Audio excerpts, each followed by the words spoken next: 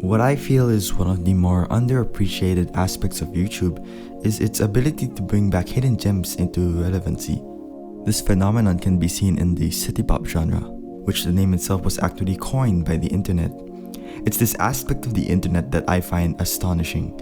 It's even allowed me to discover one of my favorite musicians of all time. But who is this artist and what kind of music does this person make?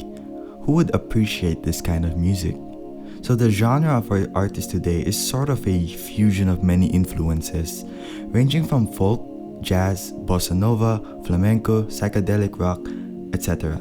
If these kinds of music sound appealing to you, then I highly recommend you give our artist a listen to after this video. If the aforementioned genres do not sound appealing to you, I hope you stick around and keep an open mind to see whether or not this music is really for you. And so with that said, we will be analyzing the beauty of Yoshiko Sai's music. It would be highly difficult for me to analyze the lyricisms of Yoshiko Sai as I do not understand any Japanese. So rather, I would be talking about the other musical elements that comprise her songs, such as the instruments, melodies, and harmonies, etc. While fortunately, I have found certain information online about the meaning of some of her songs, and so I'll be sharing what little information I have. Well, rather, what little information I can understand, and also since I'm primarily relying on Google Translate for my sources. So basically how this video will go is that I will review some of these albums, I'll give my thoughts, my opinions, what I liked about it, what I didn't like about it, and so maybe that can convince you to check this artist out, or if you've already listened to Yoshiko Sai's music, then I hope this video will be insightful for you as I'm going to give a review and also talk about the inspirations she may have and how she got into making music. And so for her first album, we have Mangekyo. It's an interesting blend of folk music, psychedelic rock, and a little bit of jazz and avant-garde influence thrown in. The first track is definitely one of my favorite in the album as I love the sound of the electric guitar and synth that play a really chill melody in that song. I also love the strings thrown in as it gives a really pleasant synergy with the acoustic guitar. The fourth track in the album is probably my favorite as I absolutely adore the vocals Miss Yoshiko puts in, especially in the chorus. The laid back and relaxed vibe it gives off is something I really appreciate. The wind instruments and that blues guitar solo in the song really work well to evoke a relaxing nature. In the ninth track, I found some interesting piece of cultural trivia pertaining to the title and the meaning of the song. So, the song is about the yokai Yuki Onna. If you're unfamiliar with yokai, they are essentially a kind of ghost and supernatural being in Japanese folklore. So, Yuki Onna translates to snow girl or snow woman, and reading the translated lyrics online, the song seems to describe the infamous yokai in detail. And so it makes me wonder what the rest of the album is about in a lyrical sense. And if anyone watching understands Japanese, I would love to hear an explanation of that down in the comments. The album art as well in this one is probably the most prevalent and popular image of Yoshiko Sai. And if you search her on YouTube or Google, this is most likely the first image you'll see of her. Overall, as her first album, it does a good job in establishing both Yoshiko Sai's folk sound and lyrical style. While it's definitely not my favorite in her discography, it's a great listen if you're into folk music. While this album is great, I still prefer the one prior to this release. But that's not to bring this album down as I think it's still a great addition to Yoshiko Sai's discography. While being very similar in style to the first, there are plenty of great tracks that have appealing melodies. My favorite track would have to be the ninth one in the album, as I love the harmony of the folk-like percussions and the flamenco guitar that play in the start. But what I love about this song the most is the vocals of Miss Yoshiko, especially those high notes in the chorus. Those are very impressive. Also something cool, Masayoshi Takanaka played electric guitar in this album, which is kind of surprising and really amazing. Definitely check out his music. I like his album Insatiably High. Anyways, overall, I find this album to be more laid back as compared to the previous, while not being a negative per se. I genuinely prefer the more grandiose aspects of Miss Yoshiko Sai's albums, though I do understand why it would be usually saved for certain parts of the album in order to create more build-up, a more stunning culmination, than if it were being, grand the entire time. This album is easily my favorite in her discography. It feels more avant-garde than the earlier ones, while at the same time still retaining the folk and psychedelic rock sounds just like the previous ones. Some of my favorite tracks in this album would have to be the second and the eighth song. But the last track, which is the song with the same name as the album, Taiji no Yume, is definitely amazing. It's a beautifully done 9-minute masterpiece that infuses the best parts of her folk, jazz, flamenco, and avant-garde sound. It's just this blend of different genres done so powerfully despite me being unable to understand its meaning. The title, Taiji no Yume, can be translated as infant's dream or fetal dream. This is most likely a reference to a Japanese cult classic novel, Dogura Magura, written by Yume no Kyusaku, where the concept of an infant's dream plays a major role within the story.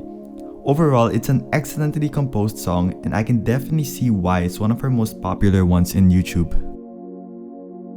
Now, this particular album has brought about a certain brewing of jazz sensibilities, that being a person whose endearment towards jazz is for reasons merely of melodic and chord structure and progressions, not in the sense of a purist or aficionado of the genre per se, as this album is predominantly jazz, though some songs are sort of an amalgamation of ballads and such, namely track 1, which begins with vocals and a piano accompaniment, a jazz ballad. But a few seconds into the song, the drums and the orchestra kicks in, and that changes the dynamic. Yes, it still has the quirks of a jazz song/ballad, but it started to lean toward a more love ballad sound akin to certain popular songs in the 70s, and understandably so, as this album was released within that particular era. The following songs are more, for a lack of a better term due to my own personal knowledge, a traditional arrangement of jazz, as it underlines more of the upright bass, drum, piano, and the occasional flute, and that is because she was accompanied by the jazz trio of Kiyoshi Yamamoto. An important aspect of this album, if not the most important part, is primarily of course Miss Yoshiko's vocals, which I must say really shows her vocal range capabilities excellently in this album. Like in track 4, which is coincidentally my personal favorite song in this album, displays the waning of her voice with a sense of desperation. When she hits those high notes, her voice quite literally sounds like it's hanging from a thread, about to break at a moment's notice because of how pristine her voice is. I really love the seamlessness of how she transitioned from low notes to the higher registered notes. One thing I'd like to mention is regarding to the section right before the outro, track 5. This song is, in my opinion, the most interesting track of the entire album. It's different in the sense that it sort of diverges from what the album is as a whole, even with its fusion of certain quirks that aren't too far off. You can tell by the instruments in and of itself, including Miss Yoshiko's recurring vocal wailing, a characteristic of her responses to the instrumental parts protruded with counteracting motions, and two stringed instruments, one with the usage of a bow and the other more like a sitar with a plucking plectrum, which slowly transitioned to the outro. So this album is a very odd one in Yoshiko Sai's discography. It was her first comeback since her hiatus in 1978 and was a collaborative work with the experimental composer Jojo Hiroshige, who is known for making noise music. What's interesting to note here is the lack of lyrics, opting to go for Jojo's avant-garde style along with haunting vocals that evoke a feeling of eeriness. While it's not a noise album per se, it's experimental enough to be a style that's hard to listen to. This album, comprising 3 songs, the first 2 of generous length, really divulges one into an on and off trance-like, which at times may be even difficult to listen to, especially the high-pitched wailing sounds used for an atmospheric state. The album slowly carries you to complete dissonance by initially showing a sort of melodic structure that your mind could fathom before an all-out avant-garde sound begins. What's interesting is that the first 2 songs are both 17 minutes long, both having a slow but building ambience to it.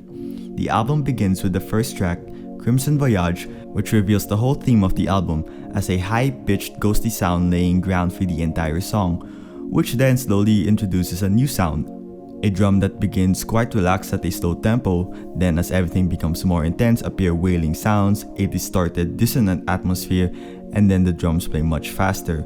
That distorted sound near the end makes you feel uneasy, almost like a heavy feeling of sort of dread. Just looking at the album art, it almost seems to portray a kind of exploration or something. maybe even an underwater exploration, the traversing of the unknown depths of the ocean, a sort of quiet thalassophobic undertaking if you ask me. The second track is more enjoyable to me as I really enjoy the haunting and cascading vocals. I'd also like to note in terms of instrumentation, the second track utilizes distorted electric guitars that scratch the pick in between each string and bring a lot of dissonance in the song, as well as there being atonal single-noted picking. Lastly, the final track is 6 minutes long and at certain points reach noise music levels of avant-garde, but just as quickly returns to the vocals of Yoshiko Sai and the echoing sounds of whatever the instrument is attempting to emulate, what I can only explain as water dripping.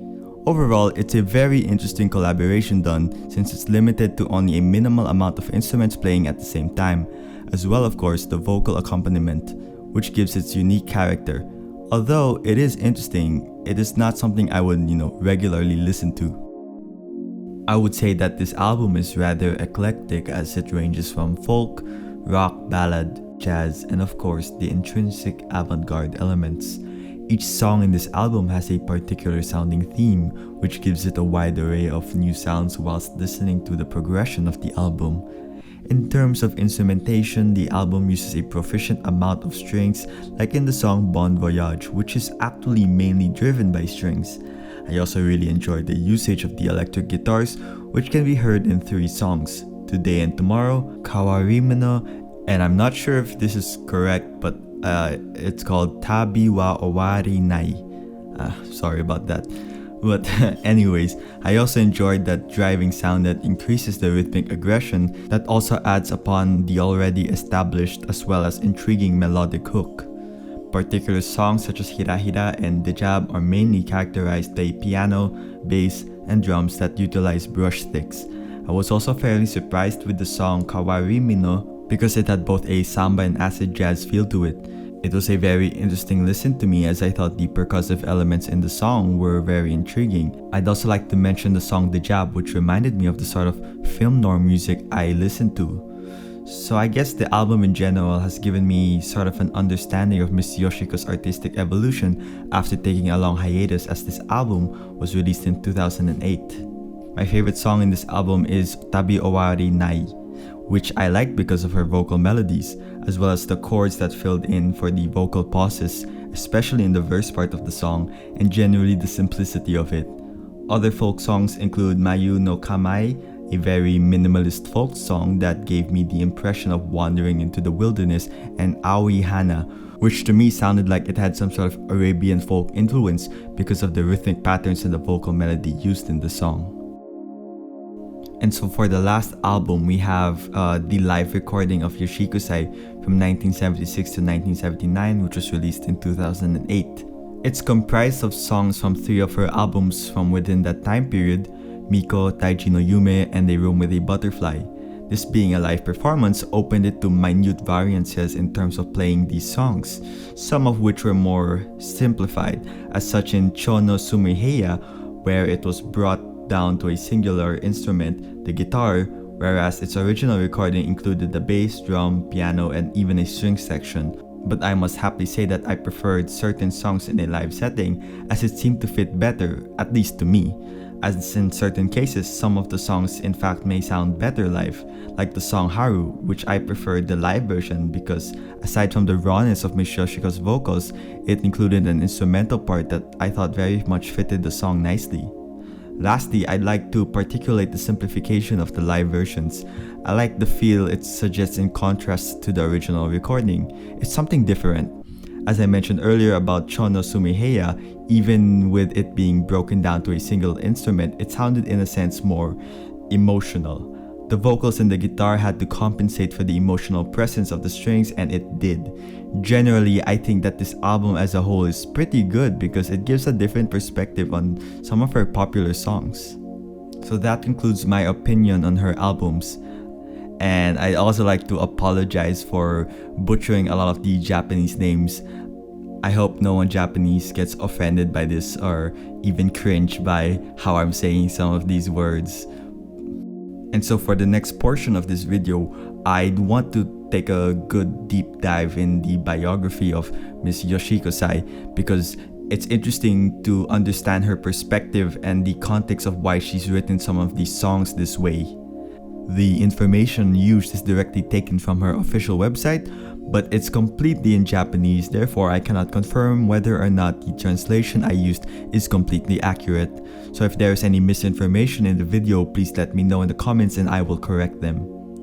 Yoshiko Sai was born on June 22, 1953 in the southern part of Nara Prefecture. In her youth, she was fond of reading the novels of Edogara Ranpo, who is the author of The Human Chair, and if you are a fan of Junji Ito, you may be familiar with the story. And also check out my video on Junji Ito because it didn't really get a lot of views, and I hope you guys check that one out. Anyways, in high school, she formed a folk band who covered songs by Akai Tori. You might know one of their songs if you're a fan of Evangelion. She took the Kyoto University of the Arts exam in 1972 but failed and entered to Doshisha University instead of Kyoto. However, from May of the same year, she suffered from a kidney disease and spent about a year fighting against the illness, which forced her to rest. During this time, she read a plethora of books written by famous authors during this period. These works were mainly those of Mushitaro Oguri, Soto Tachibana, Yume Kyusaku, Juran Hisao, and Seishi Yokomizu. It is these authors and their novels that played a great influence in her subsequent lyrics. After being discharged from the hospital, she wrote many poems and she had always thought of making music with her poems. In 1974, she became a professional musician after meeting Rabi Nakayama. There was an offer from Teichiku Records, and this gave her the opportunity to record her first album, Mangekyo, in May of 1975. The album was released on August 25 of the same year with the help of the producer Yuji Ono and the engineer Tomiji Itabe. Soon, she released the second album, Mikkō, on July 25, 1976. The arrangement in this album had been changed from Yuji Ono to Kuni Kawachi. On December 25, 1978, the fourth album, A Room with a Butterfly, was released. The album is a collaborative work featuring the Tsuyoshi Yamamoto Trio. Yoshiko Sai traveled to India and stopped her musical activities after 1979 because she was unable to make a song she liked. 20 years later, on October 25, 1999, CFC Music Publishing, currently known as Ultra Vibe, reissued 4 albums by Yoshiko Sai in the form of 2 2-disc CDs. In August of 2001, she recorded an improvisational session performance at a studio in Osaka with Jojo Hiroshige. The recording of that session was released by Alchemy Records on October 25 of the same year as Crimson Voyage featuring Jojo Hiroshige. On December 10 of 2003, Alchemy Records reissued the poetry collection of Blue Glass Ball. The bonus CD contains 4 unreleased takes, including the full version of the insert song Dark Journey from the Nikatsu movie Yume Kyusaku's Girl Hell. I was able to find the song on YouTube, but the film itself is difficult to find as it's no longer in movie the last time I checked. So hopefully someday I'll be able to see the film and perhaps even review it. From December 11th to 23rd, 2003, Yoshiko Sai's first solo exhibition, which was held at the Compound Eye Gallery in Nishishin Saibashi, Shoku, Osaka. 10 items such as the original picture of the Taiji no Yume jacket and more than 10 illustrations done by Takeshi Kaikuchi were exhibited. In January 2007, a new recording was made at a studio in Tokyo. Jojo Hiroshige, Seiichi Yamamoto, Shinji Shibayama, Takeharu Hayakawa, and Yasuhiro Yoshikage worked in the production. On February 2 of 2008, the new album Taklamakan was released. Initially, I was planning to discuss about the rise of city pop and internet relevancy, but it may be difficult for me to go fully in depth in this topic as there are many great videos that go further in detail than perhaps I am capable of.